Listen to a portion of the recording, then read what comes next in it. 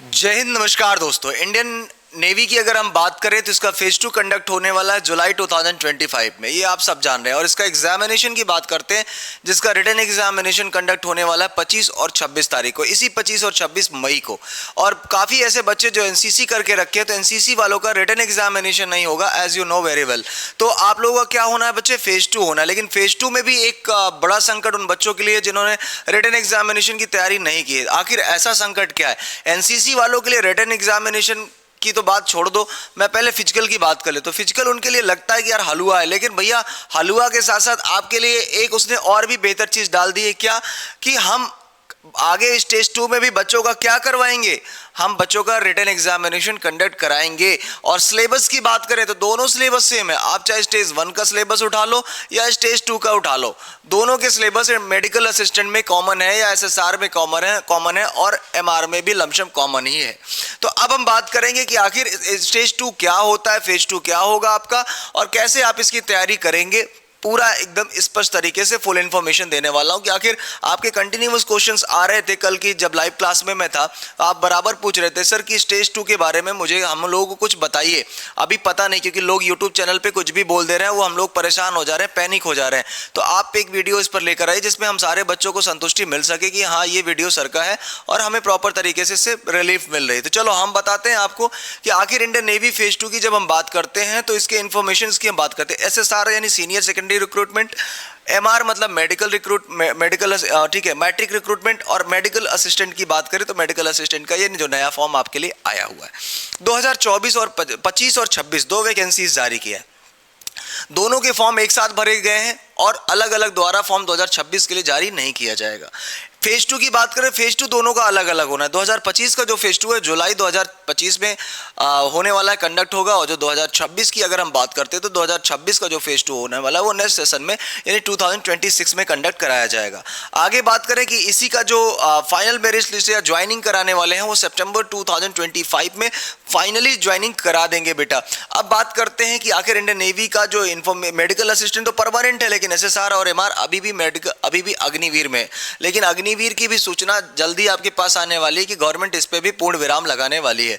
अब जब हम आगे बढ़ते हैं बेटा कि आगे और कौन सी चीजें आपको यहाँ पर मिलने वाली, तो यहाँ पर देखेंगे स्टेज 2 आखिर फिजिकल फिटनेस टेस्ट क्या होता है। यहाँ पर देखेंगे द फिजिकल फिटनेस टेस्ट यानी PFT is a crucial aspect of the selection process. It assess the physical endurance and fitness level of the candidates। आपको physical endurance maintain करना पड़ेगा और उसके लिए अगर आप हमारे पास आते हैं कैडेट्स पॉइंट डिफेंस एकेडमी में, तो हमारी ये मौलिक जिम्मेदारी होगी कि आपको हम प्रॉपर तरीके से फिजिकल के लिए तैयार करें। आप देखेंगे कि focusing on stamina, strength and the abilities, ठीक है। तो बहुत सारी चीज़ें होंगी जहाँ पर हम आपको यहाँ पर प्रॉपर तरीके से फोकस करेंगे। भैया आपका स्टेमिना कैसे बूस्टअप हो, स्ट्रेंथ कैसे बूस्टअप हो, हाथ कांपते रहते हैं, बहुत सारी प्रॉब्लम्स बच्चों को आती है आजकल यूथ में, क्योंकि वो अपने कैरिकुलम जो उनका एक्टिविटीज़ है आजकल पढ़ाई को लेकर वो हर जगह पर मैक्सिमम एंगेजमेंट उनका रहता है, फ़ोन चलाते रहते हैं, खाने पे कम फोकस रहता है, टाइम से खाना नहीं खाते, खाते हैं तो क्या खाते हैं वो बहुत बड़ी चीज़ होती है। और जब बारी आती है फेज 2 की,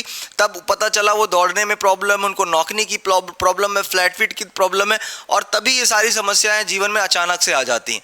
तो इससे बाहर निकलने के लिए आपको एक बार कैडेट्स पॉइंट डिफेंस एकेडमी आना पड़ेगा। और आपको बता दें कि फॉर द मेल कैंडिडेट्स, जो मेल उम्मीदवार हैं जो नेवी फेज 2 की तैयारी करेंगे, बहुत सारे बच्चे पूछ रहे थे कि सर इसमें क्या फिजिकल फिटनेस है।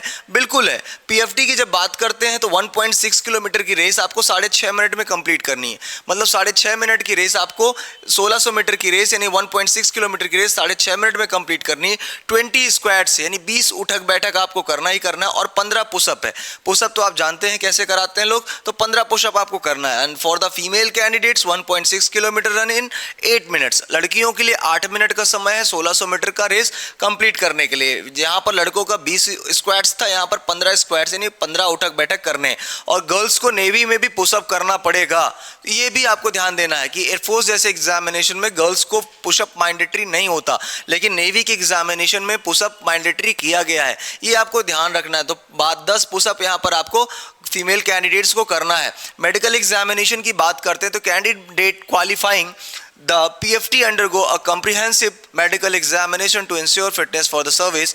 The medical assessment insurance candidates meet the required physical standards including vision, hearing and the overall health. Overall health की बात करें तो ध्यान देना है इंक्लूडिंग विजन, आपके आंखों की रोशनी 6/6 होनी चाहिए जो एक अच्छी आंख मानी जाती है।